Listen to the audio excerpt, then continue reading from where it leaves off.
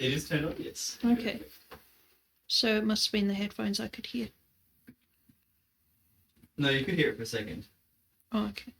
Until I unplugged it. Hey, Lily, can you turn the heater on? Because Okay. it's cold in here. Oh, it's on the theme thing. How do you turn that off? I really do not. Studio mode. Yeah. Bottom right. Bottom right. That section. Studio there mode. it is. Click it. Yeah. I'll work.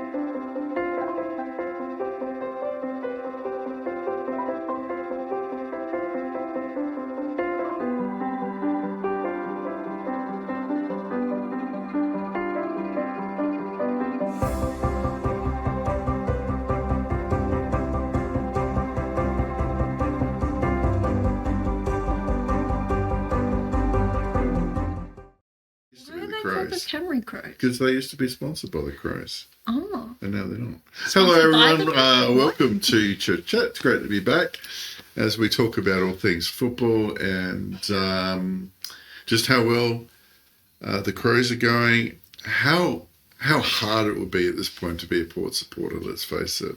Yeah, life is really hard right now. And I just say sucked in. And so... Good thing I don't actually pay that much attention to the footy. I'm so glad we're not actually here to talk about footy. No. My wife yells at the screen every week, so that's good.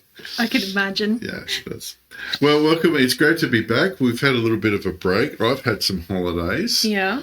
Well, welcome back. Well, thank you. It's great to have you. Yeah, day 2, and we're straight back into a new series and a new focus. We spent a long time on the Sermon on the Mount. Yeah. which was good. I found it good. I don't know if other I people loved found it. it good, I but loved it.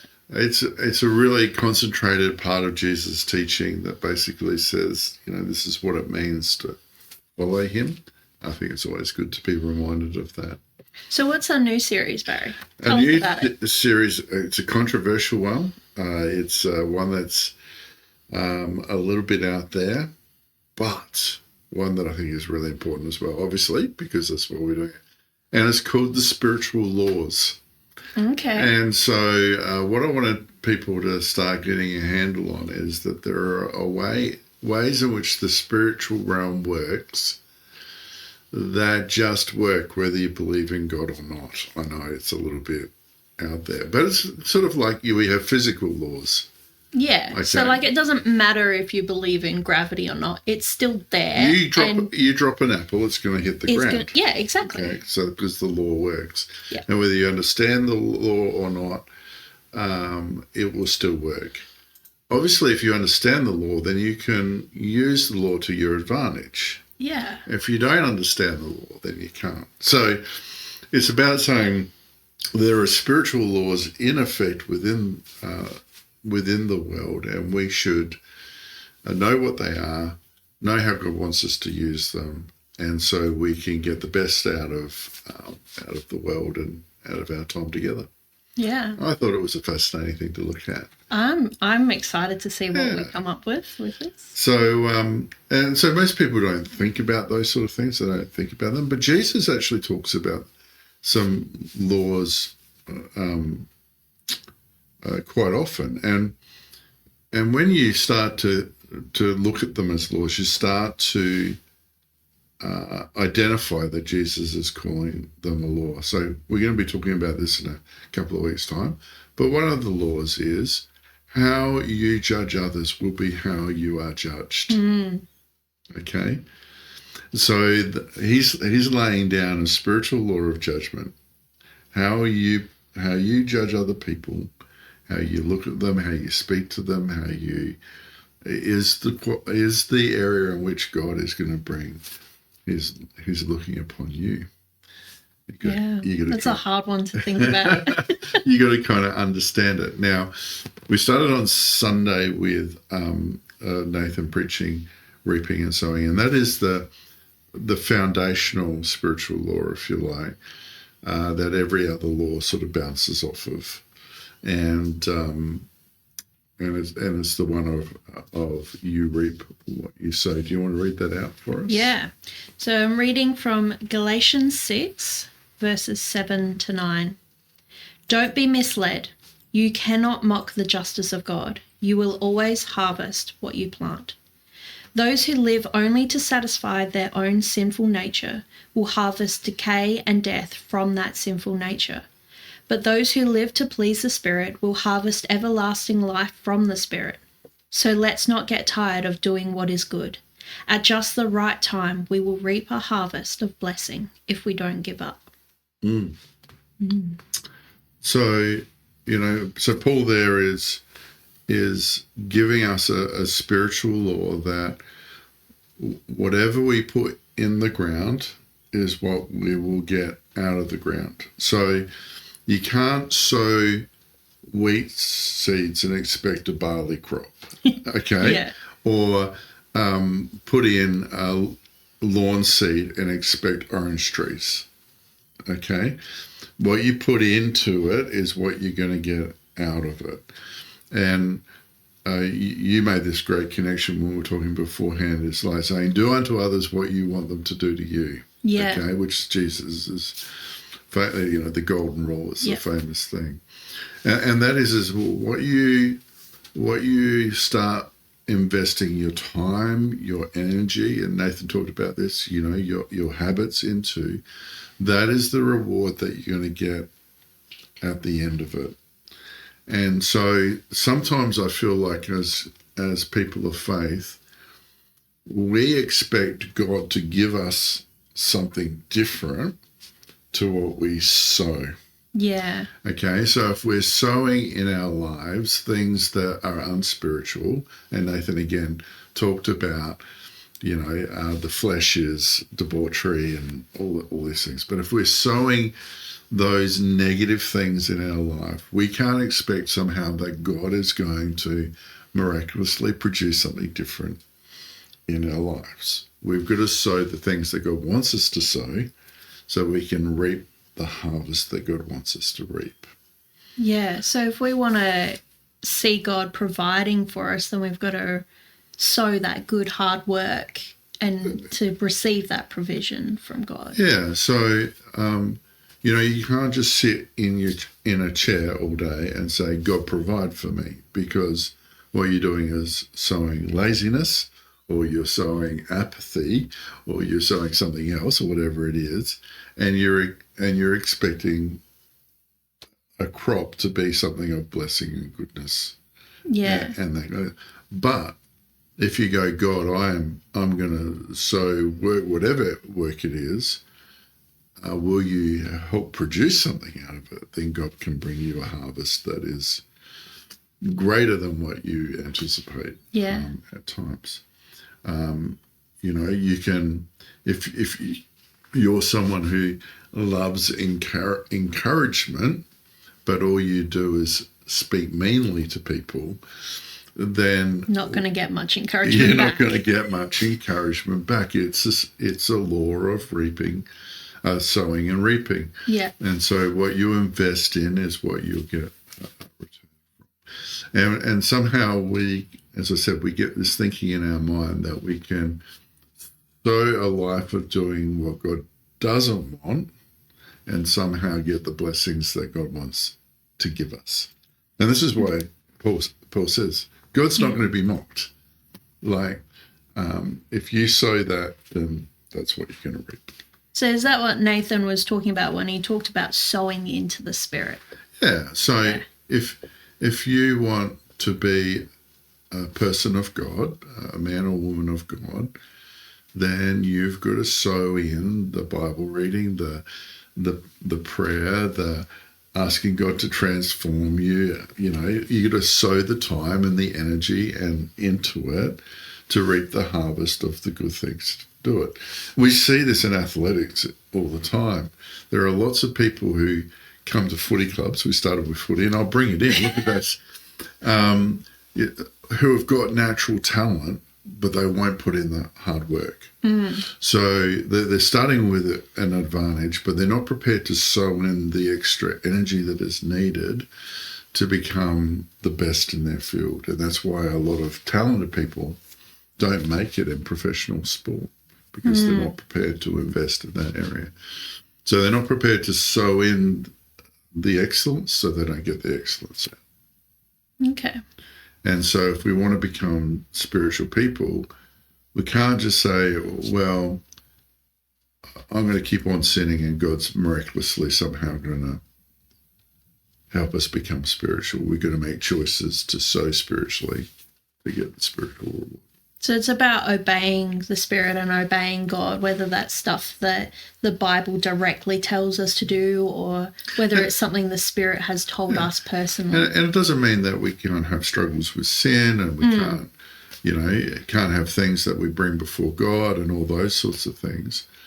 But it's more of an attitude of saying, God, I want to do what I want, but I still want you to bless me. Yeah, so it's about a heart posture. It's a heart posture. It's about saying, oh, God, I'm going to do the things that you want to the best of my ability, and I'm going to trust that you're going to produce something good as I try and do that.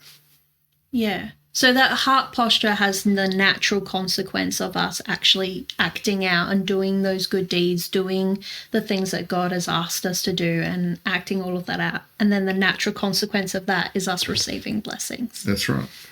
Right. That makes so much more sense now. So, it's just, we just got to not expect a different outcome to what we invest in. And so, if you want to be close to your children, then you got to invest in them. You got to sow, you can't expect to have a good relationship with your kids if you speak down to them all the time. Or you tell them off all the time. If you want your kids to love you, you've got to love them. So you've got to plant the seed of love, and they'll respond to it.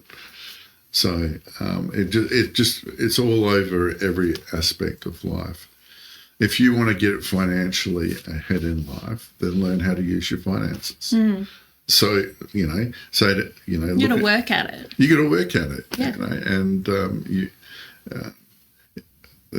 we were talking earlier again of a really interesting parable that people don't understand. The one of the shrewd manager. And the shrewd manager there was this manager who his master was going to fire him for not managing the property properly. And what he does is he takes all the debts and all the issue, all the stock that he's got, and he starts giving people discounts. So he wipes off a debt here, he gets half the price for this, and lowers this other person's debt down, lowers it all down, and you're reading it and you're going, why is Jesus saying this is good? You know, because he's basically taking all his master stuff and wiping off debt and doing all that. But Jesus says he's shrewd because what he does is he gains favour of the people that is owed his master stuff. And so when he's without a job, so he's suddenly got friends. He's suddenly got friends because he's treated them well. They will treat him well. So he's sowed into their lives an act of generosity. And so when he's without, there will be a reward of generosity coming back. Now, the controversial part is he's not actually using his own stuff. Yeah. So Jesus isn't saying that shrewd manager did the right thing. He just said he was shrewd. But that there's a principle there that if you are generous, that you would receive generosity. If you are kind to people, you're going to make friends, and that's right. That you put good out and good will come back.